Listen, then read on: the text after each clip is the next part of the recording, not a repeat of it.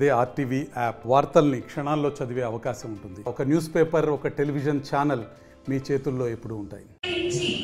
ఒక నాయకుడిగా ఎదగాలనుకున్న నువ్వు ఈ గ్రామంలో ఏం జరుగుతుంది నేను ప్రతిసారి చెప్తున్నాను. ప్రతి నాయకుడికి ఇక్కడ చాలా మంది గ్రామ స్థాయిలు ఉన్నారు, నియోజకవర్గ నాయకులు ఉన్నారు, మండల నాయకులు ఉన్నారు. ప్రతి ఒక్కరికి చెప్తున్నాను, నీ గ్రామంలో ఒక గ్రామంలో 2000 మంది ఉంటే ఒక గ్రామంలో 5000 మంది ఉంటారు. ఆ గ్రామానికి 4 నాయకులు ఉంటారు. ఒక ఎస్సీ సెల్లో ఉంటారు, ఒకడు బీసీ నాయకులు ఉంటారు, ఒకడు ఓసీ నాయకులు ఉంటారు. ఈ నాయకులందరూ అసలు ముందు మీ సచివాలయంలోకి మీరందరూ అడుగు పెడుతున్నారా? మీ ఊర్లో ఉన్న ప్రజలకి మీరేం కావాలో మీరు చూస్తున్నారా? మీరే కానీ చూస్తే ఈ బాధ్యత మీరే తీసుకుంటే ఎప్పుడైతే ఎమ్మెల్యే ఆ ఊరికి వస్తుందో ఆ ఎమ్మెల్యే దగ్గరికి ఎందుకు అర్జీలు ఎక్కువ వస్తున్నారు? వాళ్ళు ఎందుకు మాకు ఇల్లు లేదంటున్నారు, ఎందుకు మాకు పెన్షన్ లేదంటున్నారు? కాబట్టి నాయకులుగా ఎదగాలనుకునే వాళ్ళు గ్రామ స్థాయి నుంచి మొట్టమొదట ఆ గ్రామంలో ఏది సమస్యలు ఉన్నాయో ఆ సమస్యల్ని ముందు సచివాలయం దగ్గరికి మీరే తీసుకెళ్ళండి. ఆ మనుషులు తీసుకెళ్ళండి. అక్కడ కాలేదా మండల నాయకుడి దగ్గరికి వెళ్ళండి. మండల నాయకుడి దగ్గర కాలేదా ఎమ్మెల్యే దగ్గరికి రాండి. అలాగా ప్రతి నాయకుడు కూడా ప్రభుత్వంలో మనకు అందుతున్న పథకాలను అయితేనేమి, సంక్షేమం అయితేనేమి, అభివృద్ధి అయితేనేమి, మనకి చంద్రబాబు నాయుడు గారు చేస్తున్న ఈ 2 అభివృద్ధి సంక్షేమం 2 పథకాలను ఇప్పుడు దాకా అందరూ మాట్లాడుతున్నారు. ఎక్కడ పోయినాయి సూపర్ 6 ఎలక్షన్ అప్పుడు చెప్పారు, ఏం చేయలేదు. ఏం చేయలేదు. గత 5 సంవత్సరాల్లో అస్తవ్యస్తమైన ఈ పాలనా వ్యవస్థని తిరిగి దారిలో పెట్టి గెలిచిన మొదటి నెలే 4000 పెన్షన్ చెప్పారు, 4000 ఇచ్చారు. 3 సిలిండర్లు చెప్పారు, అలాగే ఇచ్చారు. దాని తర్వాత అన్నా క్యాంటీన్లు ఓపెన్ చేశారు. దాని తర్వాత ఇప్పుడు మొత్తం ఓపెన్ అయినాయి. విడో పెన్షన్స్ ఓపెన్ అయినాయి. ఇల్లు ఎన్రోల్ చేసుకుంటున్నాం. అదేవిధంగా రాబోయే రోజుల్లో ప్రతి ఒక్కటి కూడా రేపు మనం గుంటలు పడిన రోడ్లు మొత్తం క్లియర్ చేశారు. ఎన్ఆర్జీఎస్ ఫండ్స్ వచ్చాయి. ఎంతో మంది వైఎస్ఆర్సీపీ సర్పంచులు నా దగ్గరకు వచ్చి చేరిన వాళ్ళు, మండల నాయకులు గత 5 సంవత్సరాల్లో సర్పంచ్ అకౌంట్ లో ₹1 డబ్బులు లేక నానా అవసరం పడి కనీసం వాళ్ళని గెలిపించిన మనుషులకి ఒక రోడ్డు కూడా వేయలేకపోయారు, ఒక నీళ్లు లేకపోయారు, ఒక కొలాయిలో నీళ్లు ఇవ్వలేకపోయారు.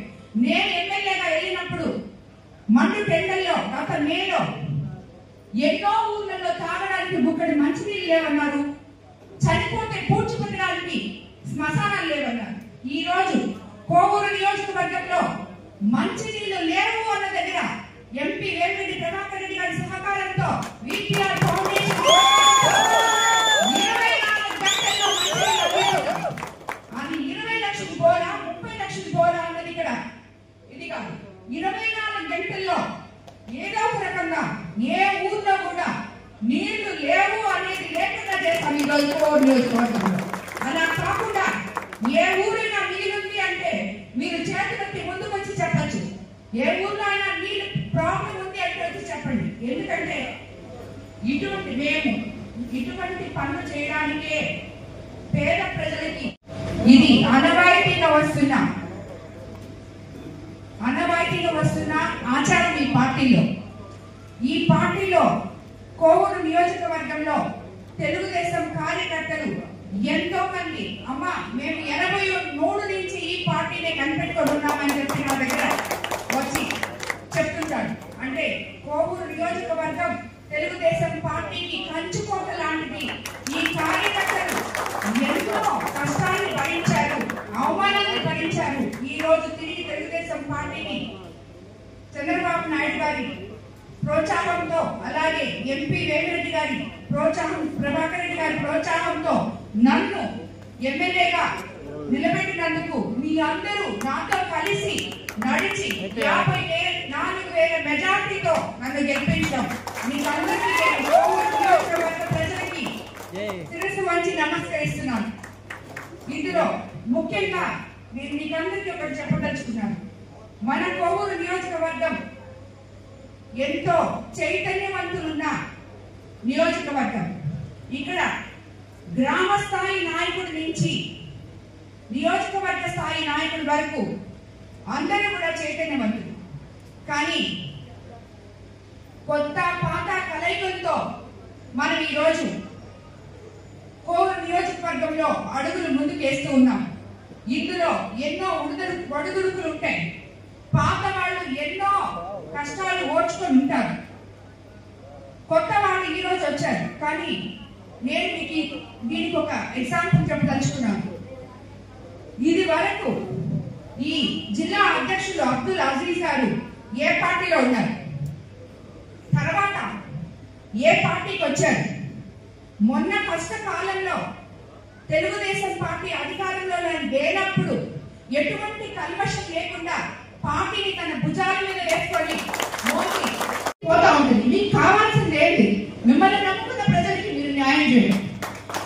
కోవూరు నియోజకవర్గంలో ఉన్న ప్రతి నాయకుడికి నేను న్యాయం చేస్తానని మీ అందరికీ నమ్మకం ఉంది. మేబీ కొంతమందికి నేను ఇసుక ఇవ్వలేను, గ్రాములు ఇవ్వలేను,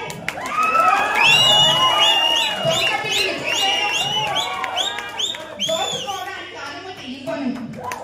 ఇది మాత్రమే నాకు తెలుసు. అలాంటి నాయకులు నా దగ్గరికి చేయలేదు.